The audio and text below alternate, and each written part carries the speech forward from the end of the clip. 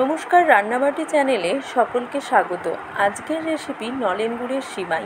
সাধারণত আমরা চিনি দিয়েই সিমাইটা বানিয়ে থাকি, তবে নলেন গুড় দিয়ে খেতে কিন্তু বেশ ভালো লাগে। অবশ্যই একবার ট্রাই করো। চলো রেসিপিতে চলে যাই।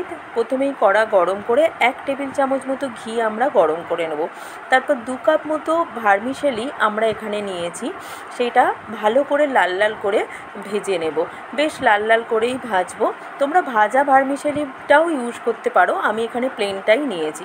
লাল লাল করে ভার্মিসেলিটা ভাজা হয়ে গেলে এর মধ্যে 1/2 লিটার মতো দুধ গরম করে অল্প অল্প করে আমরা অ্যাড করব, যাতে সিমুইটা বা ভার্মিসেলিটা দলা না পাকিয়ে যায়।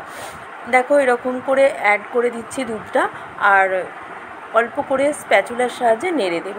এবার মিষ্টি হলেও অল্প একটু নুন দিতেই হয়, সেটাই একটু দিলাম, আর একটু ছোটো এলাচ ফাটিয়ে আমরা এটার মধ্যে দিয়ে দেবো। এবার গ্যাস কমিয়ে এটা সিদ্ধ হওয়ার জন্য রাখবো।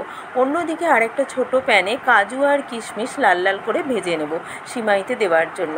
এরকম চটজলদির রেসিপি দেখতে হলে আমার চ্যানেলটা অবশ্যই সাবস্ক্রাইব করো, আর ভালো লাগলে লাইক কমেন্ট শেয়ার করতে একদম ভুলো না।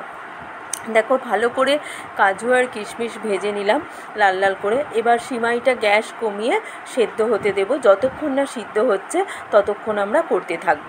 এবার স্প্যাচুলার সাহায্যে অল্প অল্প করে নেড়ে দেব, যাতে তলাটা লেগে না যায়।